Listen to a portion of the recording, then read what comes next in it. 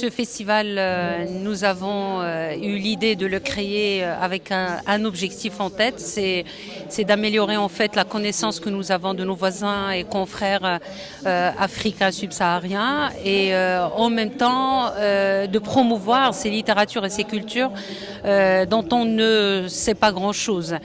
Et on a eu cette première journée qui a démarré avec force sur la thématique du racisme. Et ensuite, on a enchaîné avec la question de la liberté et de l'émancipation que la littérature peut apporter à la fois en tant qu'exercice de style, mais aussi en tant que pratique qui trouve un point d'ancrage dans les réalités qui sont les nôtres. C'est une façon de dire que tout en étant d'abord l'expression d'un questionnement existentiel personnel de l'écrivain, les littératures produites au niveau du continent sont d'abord, elles capturent en fait de manière presque intuitive les différents replis de la société, des problèmes socioculturels. Voilà, on a pu voir un peu comment la littérature peut, au-delà d'être une source de plaisir, le fait de fréquenter cette littérature africaine pourrait apporter également une sorte d'émancipation, de libération et de transformation des mentalités en agissant sur les esprits. Des productions d'images totalement incroyables.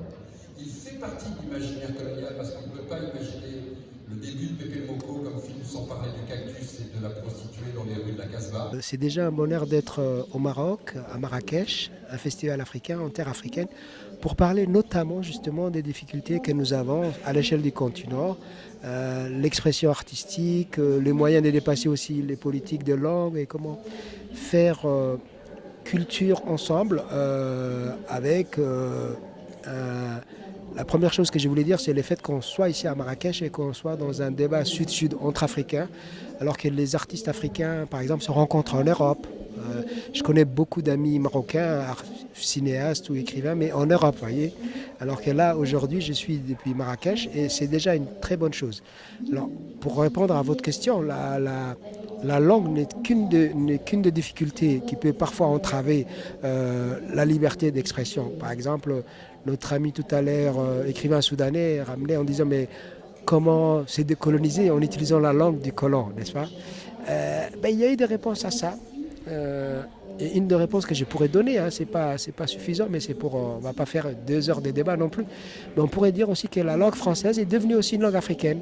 Dès lors qu'il y a beaucoup d'Africains qui l'utilisent, elle n'est plus totalement une langue européenne, elle n'est plus totalement une langue française. Elle nous appartient aussi parce qu'on a décidé. Parce qu'une production marocaine, par exemple, c'est fait en littérature, en langue française.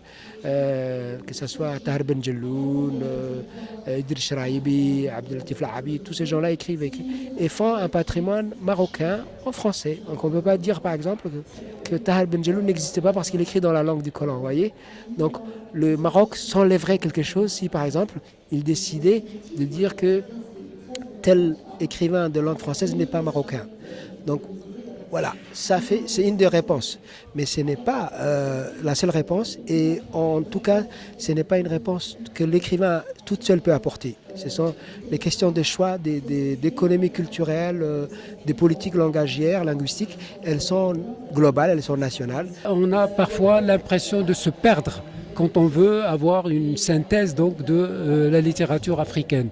Alors, la littérature africaine, donc, pour la résumer, mais brièvement, je dirais qu'il y a eu la période coloniale où il y a une représentation, disons, chargée de clichés et d'a priori sur les Africains.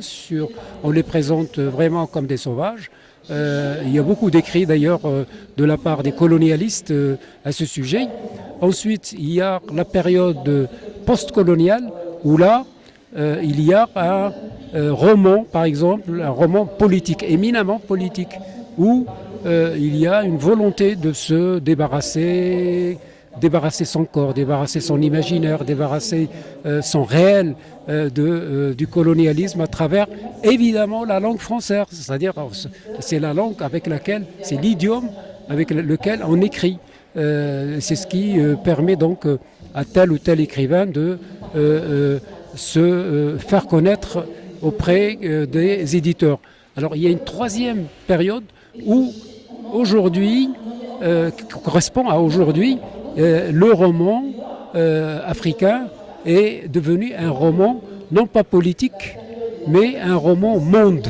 C'est-à-dire il épouse les questions de la violence faite aux femmes, la question du genre, la question de l'écologie, et ces auteurs sont publiés dans de grandes maisons d'édition, que ce soit en France, en Angleterre pour les anglophones, et on assiste vraiment à une éclosion du roman africain.